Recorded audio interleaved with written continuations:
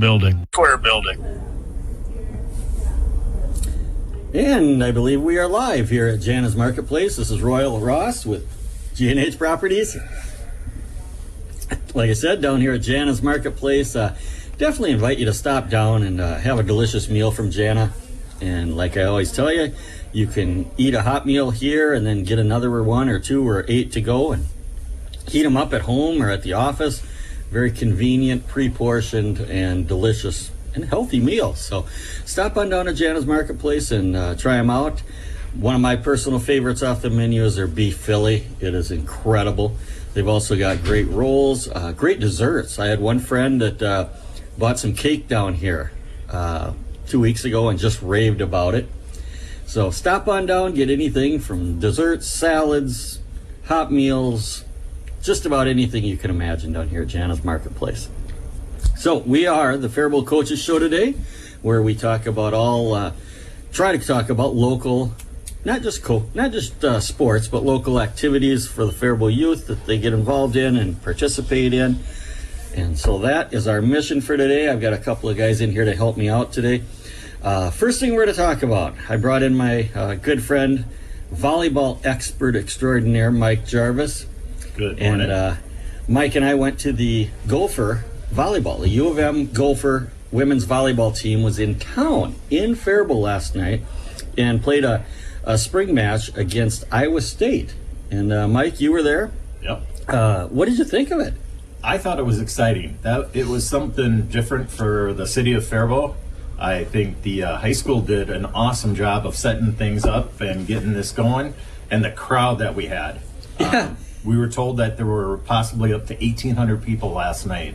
Yeah, it was great to see Noblin Arena or Noblin Gym packed, and it was pretty much packed. You could have got a few more people in there, but they would have gotten to know their neighbors better because they would have to sit a lot closer. But no, there was, like I said, like Mike said, I would estimate probably about 1,500 people, but I'm sure they'll come out with a much better estimate. But I went up and watched the women's volleyball, Gopher volleyball, in their stadium before. Mm-hmm. And their stadium is small. Yep. Relatively, but you still could use some binoculars to watch from the seats that we were in up at the U of M. But last night, what I was impressed with and what I thought was the coolest thing was the proximity to the game. We were very close. Yep. And we were right on the edge of the net, so we saw net play and everything, and blocking and tips and all that, which made it exciting, Yeah, I mean, you really got a great perspective because you could see how high those girls could jump and how hard they hit the ball. Mm-hmm. And so it was a great experience. Hopefully some of you out there in the listening world went to Faribault High School last night to watch the U of M ladies play volleyball, because it was an exciting match too. Yeah. And I mean, two Big Ten teams, they're darn good. Well, and like they said, powerhouse in the country. Yeah. So not just the big teams. Yeah. And my wife, who is a big volleyball player, not in height because she's only about 5'3", but big in heart for volleyball. She told me that out on the court we're probably the starting 6 for next year. Mm-hmm. So pretty cool to see. It was an exhibition game or whatever you want to call it, a spring game, but it was still very competitive and really cool to see in our great little city of Faribault here. Mm-hmm. Even though it was just a spring exhibition match, they still played their hearts out. You could tell that they were playing with their hearts. Oh yeah, like this was a regular match that they were. But I'm sure that they were competing for spots in the fall when it comes around. And the coaches were intense too. Oh yeah, Iowa State's coach was that Iowa State. I bet that bus trip back to Iowa State last night, I bet the coach said some pretty interesting things because he was pretty animated and pretty excited at times. And for the record, U of M did win 4-0 over Iowa State. So, but the matches were close. I mean, they're usually about 25-18, 25-20, something like that. So the matches were competitive and close. But U of M did win all 4. Mm-hmm. But yeah, that's the one thing I noticed too, is that the Iowa State coach was excited. Oh yeah, very excited, throwing his arms up in the air and hollering at the girls, and yeah. Yep. Yeah, pretty intense. And one of the nice things was they introduced every single member of both teams and where their hometowns were before the match. And one of the really cool things was on Iowa State there was one or two ladies from Minnesota high schools, and hometown. Waconia was one. Yeah, Waconia, and they got a huge ovation Yep. too. When they were announced, so that was really cool to see that we did have a few Minnesotans playing on the Iowa State team, and the nice reception they got. And where these girls come from across the country, and there was one girl from Poland. Turkey. Poland. Poland and Turkey. Yeah. Yeah. So they, like Mike said, it's a Big Ten powerhouse game. Gophers have a great team in volleyball year in and year out, and I guess that's how they do it. Is they recruit worldwide. And when they were doing the lineups and announcing the years of college that they were in, Gophers seemed like to have a very young team. Yeah, I think there were 3 seniors that were called. Yeah, so they'll be competitive year after year, hopefully. So, any other final comments on the experience? And I just thought it was really cool to have something like that in Faribault. It was just fun watching that because that's what I used to do, playing that type of volleyball years ago for when we played men's. But man, it was fun to watch. A fast-paced game, and you could even. I think I saw the Iowa State coach at one point tell his girls to step it up. And when they did, boy, they got going. And I thought, okay, here we go. Yeah. But overall, I thought it was an exciting match. Yeah, it was. It was really cool. And like I said, I cannot believe how high those girls can jump. Yeah, Julie even made the comment when they were up there warming up blocking. She says they're going to have to move the net higher. Yeah. I mean, they were getting a good foot over the net. And I'm like, wow. Saw a couple of spikes right off the old face, right? That has a certain name or something, doesn't it? Yeah, 6-pack. 6-pack? Okay. Well, anyway, whatever it is. There was one during the match, yes. Yeah. Some bounced off her forehead. Yep. That's the one thing I did miss is, when you watch it on TV, you get to see, slow motion replays and just replays in general. And that's the one thing I did miss. But you couldn't complain about our seats and the proximity to the game. No. I think a big strength for the Gophers is going to be their defense and blocking. They did an awesome job of blocking. They did. Night. Yes, they did. That was a big key to their win. Yep. They're a good all-around team. Mm-hmm. I would say. Anyway. Yep. They didn't seem to be a selfish team. Nope. They passed the ball around and seemed like an all-around good, strong team for next year. Absolutely. Tom, what do you know about women's college volleyball? I don't know a lot about it, I'll be honest with you. I do tell you one thing.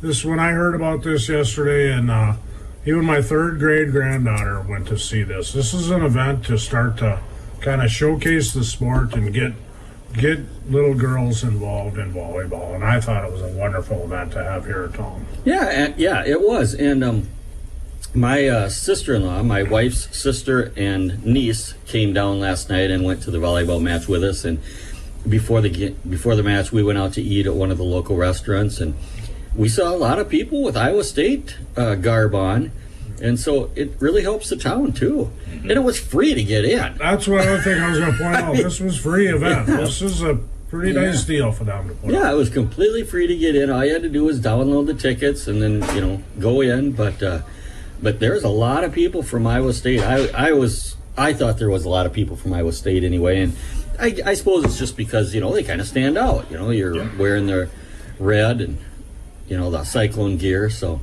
thanks to all the Iowa State fans and came down and supported our little community here. Well, and like you pointed out, your granddaughter being there were a lot of kids there last night, and I'll tell you what, they did a great job, I think, of watching the match and behaving themselves, not running in while play was going on and stuff like that. So kudos to all the kids. I thought, it was a good experience all the way around, I think. So, well, thanks for coming down and talking to us. You want to stick around and talk any more about, tennis, girls softball, track, archery? I've got all kinds of things here to talk about. I see that. I don't know wrestling, stuff. So, well, let's talk a little tennis, because, tennis is near and dear to my heart. And Coach Anderson couldn't be here this morning because they have a triangular today in Owatonna against Austin at 11 o'clock and then against Owatonna at 1 o'clock. But the really cool thing is they had their first match of the season last Thursday, just a couple of days ago. They played Farmington, and they won. Really? They won. Congratulations. Yes, they are undefeated for the season so far, so congratulations to them. And it was a good competitive match. Like I said, they played against Farmington. They won 4-3 overall, and it's usually a very, very close match between Farmington and Faribault. They didn't play last year due to weather conflicts, but 2 years ago, Faribault won 4-3, and like I said, Thursday they won 4-3. We won at number 1, 2, and 3 singles, and number 3 doubles. So there's our 4 wins to get to that magic number. But they also had some really competitive matches when they lost. They had a close match at tiebreak at number 4 singles and number 2 doubles. So it was really kind of cool. So let's see here. Singles led by Brandon Petrushka. Yeah, Brandon Petrushka, number 1 singles. He won 6-2, 6-3. Carson Kramer from Faribault won 6-0, 6-1. And then number 3 singles, Nelson Landro. He won 6-0, 6-0. So very good matches for the 1, 2, and 3 singles. And then number 4 singles, Johannes Dahl. He did lose, but it was a very, very close one in the third set, and he lost 4-10 in the third. So good job there. And then our number 1, our number 3 doubles, like I said, won Liam Redman and Mitch Gibbs. They won 6-0, 6-1. So congratulations to the Faribault boys tennis team. And like I said, they're in action today against Austin and Owatonna, so hopefully we'll have an update for you on them next week. Good, So- beautiful weather today. Get it yeah. in today before Yeah. it's moving in tomorrow. So. Yep. The timing is good for them today, that's for sure. If it, the storm would have come in or the rain come in 24 hours earlier, it wouldn't have been so much fun. But girls softball was also in action this week. Last year, do you remember how dominant the girls softball team was? Yes. They lost 1 regular season game last year. Well, they've lost 1 regular season game this year too. Unfortunately, it was the first one. They opened up against Kenyon Wanamingo and ended up losing 10-5. Morgan Wilson, who's I assume our number 1 pitcher, she pitched a good game. She only gave up 6 earned runs and struck out 10. But as you can imagine, giving up just 6 earned runs when the other team scores 10, probably some errors in there. Yeah, 6 to be exact. So there were 6 errors on the girls softball. The Falcons committed, but they fought hard and came back. They were down 9-1, I think, after 1 or 2 innings. So it was an early deal. But yeah, Speaking of softball, just a shout out, I read this morning on the old social media that Faribault alum Michaela Armbruster yesterday at Mankato State recorded her 500th strikeout in her collegiate career. wow. I don't know a lot, but I think that's a pretty impressive stat at college level. 500 strikeouts. I think you're doing something right at the college level. Tom, I don't think you've ever said anything more correct than the words "I don't know a lot." Yeah, that's right. But no, congratulations to Michaela, because that's outstanding. 500 strikeouts at the collegiate level. Yes. Wow, nice. But anyway, back to the girls softball. Monday they play at Maple River, and then Thursday and Friday they have 2 home games. Thursday against Medford, Friday against Goodhue. So if you are a softball fan, get out there and support our Falcons and watch them Thursday and Friday. We also had a big track meet in town. We had the Faribault Invitational last Thursday, a couple days ago. Teams from West Lutheran, Albert Lee, Trinity, Unity, and MSAD. And Faribault, both boys and girls, had very strong showings. They both finished second in their respective boys and girls categories. For the boys, Derek Sando won the 100-meter and was 7th in the 200-meter. JJ Schrott won the 400-meter Faribault Falcons boys won the 4x100 and the 4x200 with Preston Berger, Brooks Barner, Derek Sandro, and JJ Schrott. And then we also won the 4x400 with Carter Johnson, Aaron Plunkett, Finn Larson, and Cullen Cox. Tom, have you ever shot putted in your life? You know, I think I did in high school. It was Yeah. been so long ago. I never did it on the track team, but I think in a Phi Ed class we would go down and do stuff. Yeah. Yep. Well, Joseph, I believe his name is Reese. Joseph Reese, maybe? I apologize, Joseph. I'm confident on your first name, Joseph. He got second in the shot put and discus. And I'm like you. I think I've put it a shot once or twice in my life. I don't know what the correct term is, but I think I have done a shot put once or twice, not in competitive. I have never tried to throw a discus. I am convinced that I would seriously hurt myself throwing a discus. I mean, I can guarantee this young gentleman threw it way farther than I ever could. oh God, yes. Yeah, but second shot put and discus, that's pretty darn good. And then in other field events, Cullen Cox got second in the high jump and pole vault, and Carter Johnson first in the triple jump. Now, in my outstanding and highly mediocre grade school track career, I pole vaulted. You're kidding me. No, I pole There's vaulted. no way. Hey, I was probably a third of the man I am back then. Was the bar laying on the ground? The pole vaulting bar was, No. but I got over it a couple of times. How high? 5 feet? I don't know. I mean, I was in 5th grade, for God's sake. So, but and we didn't have those cool bendy poles. I mean, this thing was solid, and you just had to will your way over that You thing. probably didn't have mats to land on either. You just landed. Oh on yeah, it. no, we landed on mats. We landed on mats, but I tell you what, that's not as easy to think to run as fast as you can with a long pole in your hand and get it into a fairly small hole in the ground and try to get yourself up and over that bar. So I have a lot of respect for those pole vaulters because quite honestly, we got the Olympics coming up and I love to watch pole vaulting. I think it's fantastic. I don't know how they do it, but I think that's pretty cool. So now we'll talk a little bit about girls track. Like I said, they also got second in the Faribault Invitational on Thursday. Grace Porter, she won the 100 meter. Anna DeMars second in the 200 meter.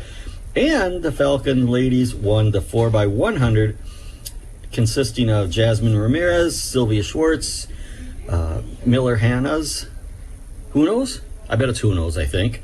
And Grace Porter. So nice job, ladies. And both the boys and the girls will be home for another invitational this Thursday. So if you're not doing anything, and again, you want some very cheap entertainment, just go out to the track and cheer on the high school Falcons in their track and field. Absolutely, and the weather forecast is going to look great by the end of the week. We're talking into the 60s again, so these student athletes are going to have some nice weather coming their way. Yeah, they will. Have either of you ever shot archery? Yes. Yes. Okay, both. Yeah. Yes. Yeah, I used to own a hobby farm, and I loved shooting archery. I loved shooting my compound bow. I'd get home from work and just go out and set up my target and just shoot. And I found it very fun, and now, of course, I haven't done it in 15 or 20 years, but I have shot archery. But it certainly seems like we have a young, up-and-coming archer in town. Silo Bongers, an 8th grader at 14 years old, is going to the United States Eastern National Tournament in May in Louisville, Kentucky. I mean, this is outstanding. It's amazing. I read it in the paper the other day, and I was like, congratulations to her. Yeah. To qualify, you got to be in the top 10 in your division. Her division being the middle school girls division. She got 4th out of 311 archers. Yes. Now, there's 2 important things in that one sentence. Number 1, getting 4th. And number 2, 311? Yeah. Junior high girls are shooting archery? I think that's wonderful. Mm-hmm. That is amazing. And we had a contact on the archery team 2 years ago, I think. Stacy Nelson's daughter, Marissa. Yeah. She shot archery. So I'm going to try to use those contacts, and I'm going to see if I can get Shiloh out here to talk to us a little bit. But that's just outstanding. Did you have any idea there's 311 junior high girls competing in archery in the state of Minnesota? It's incredible how many people that they have. Yeah. So nice job, Shiloh. That's just outstanding. It's encouraging to see those numbers. Yes. Yeah. I wonder if she's on the trap team too. Because we do have high school trap. Trap, that we do. Yep. Can you imagine if Shiloh shoots trap too? She's a great archer and a great trap shooter. She'd get any hunting boy that she wants. I mean, she'd be popular because hunting, yeah, sure, I'll go. But so we'll have to get her in here and we'll ask her if she's a hunter. We'll ask her if she's a hunter and trap shooter. But nice job, Shiloh, in archery. Wrestling had their banquet this week, singular there. All conference. We had 4 all conference. JT Housen at 127, Isaac Yetzer at 152, and Elliot Wieland at 189. And so, yes, you can guess that I cannot add because that is only 3 all conference people, not 4. But congratulations, JT, Isaac, and Elliot, all conference. And then Big 9 honorable mention. Lane Kuhlman, an 8th grader at 107, got honorable mention.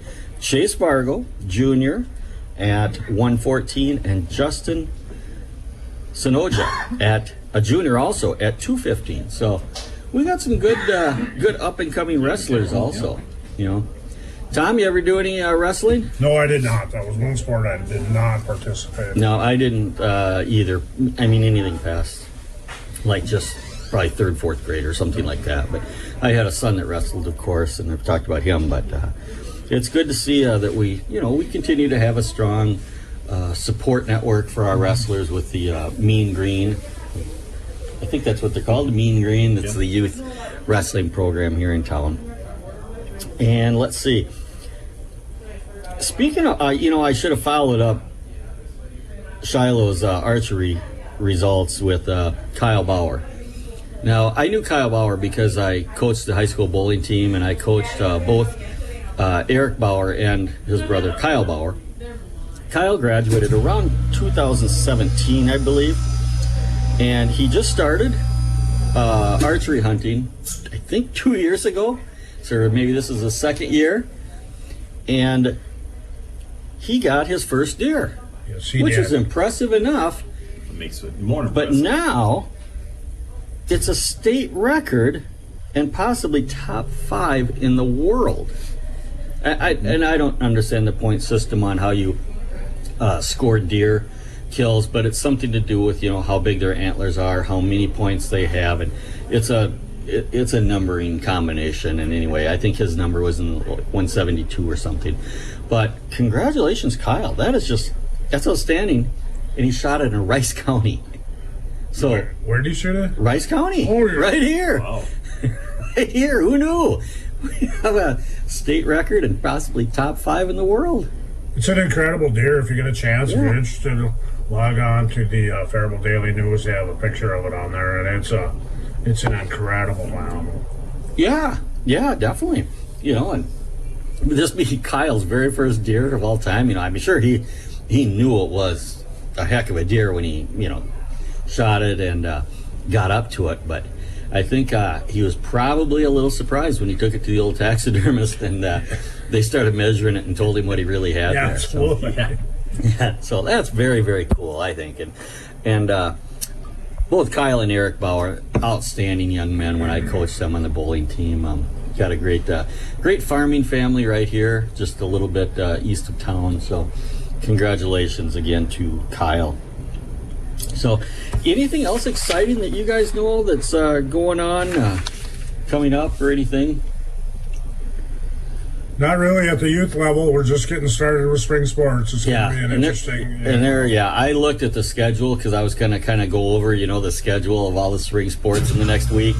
And it probably would have taken me a half hour just to list all the events. Yes. So there are a ton of spring sports, and like I always say, if you're looking for something to do and some entertainment, like, go to these spring sports. Support the youth, watch them, cheer for them, scream, yell, clap, everything. I mean, they appreciate it, and it's just darn good entertainment. Very entertaining. Yeah. The only other thing that I've seen is the excitement of sand volleyball making its way back. Yes, I'm glad you mentioned that. It was announced this week. Formerly the Bowling Center in Bashers, they had the sand volleyball courts. They have the sand volleyball league during the summer, and they pretty unexpectedly closed last summer, kind of early in the season, probably in June, July or so. And it was announced this week that a young man out of Owatonna has purchased the business, and they will be open for sand volleyball in about a month or so. And then, of course, they'll be open for bowling in the fall when leagues start up. So Ryan Burr, actually a friend of mine out of Owatonna. I've known Ryan for years, probably 20, 25 years I've known him, if not longer.